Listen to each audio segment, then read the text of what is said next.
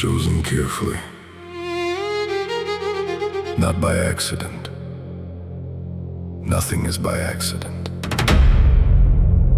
The lighting, the seating, the temperature, the distance between the chairs, all of it architecture, all of it intention. Before a single word was spoken.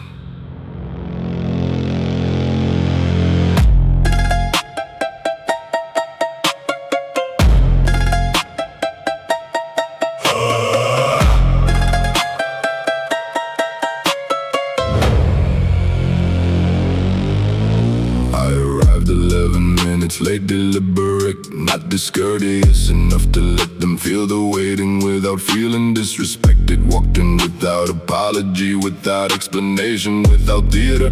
Just took my seat like it was always mine, because it was. Ordered water, not the whiskey, let them drink, let them soften. A man who needs the glass to steady him has already told me something. Watch the one across from me adjust his collar twice before the pleasantries were finished. That's a tale worth more than anything his lawyers put on paper.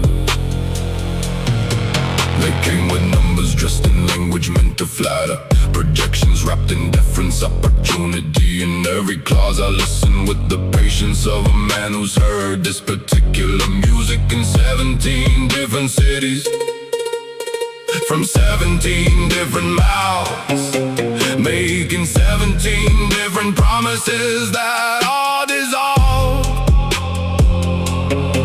the same way.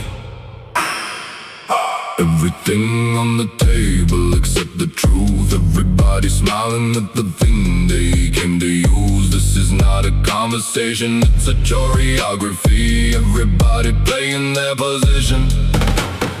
Everybody knows the move. Everything on the table, the leverage and the need, the desperation underneath the tailored suit and creed. I don't negotiate from hunger, I negotiate from stillness. And the stillness always wins, because the stillness never bleeds.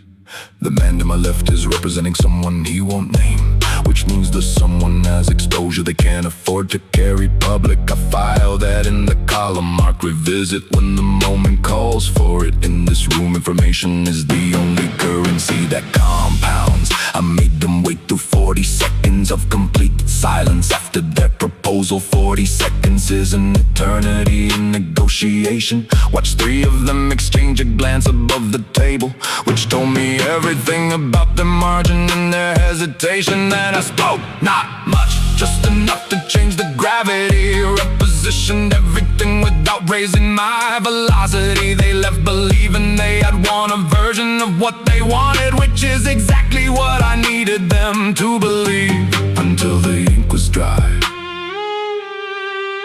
And the ink was dry before they hit the lobby. Here's what they never teach you in the schools that teach this. The meeting is not where the deal happens. The deal happens in the days before, when you know more than they think you know. When you've mapped their obligations, their creditors, their timelines, their alternatives, and found that their alternatives are fewer than they presented.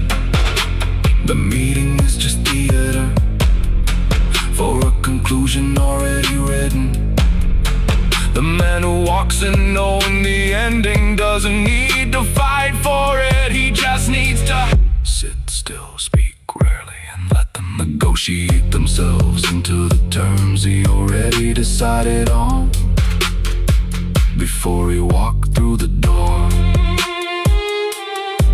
I shook every hand on the way out, looked each man in the eye, long enough to be respectful, not long enough to be warm. In the elevator down, I checked no phone, said nothing to the man beside me, just watched the numbers descend.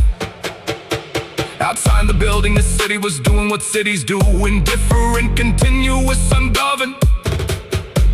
And I stood there, for exactly one breath. Acknowledged what had just been built in that room above. The noise above, the city above, everything that doesn't know my name yet.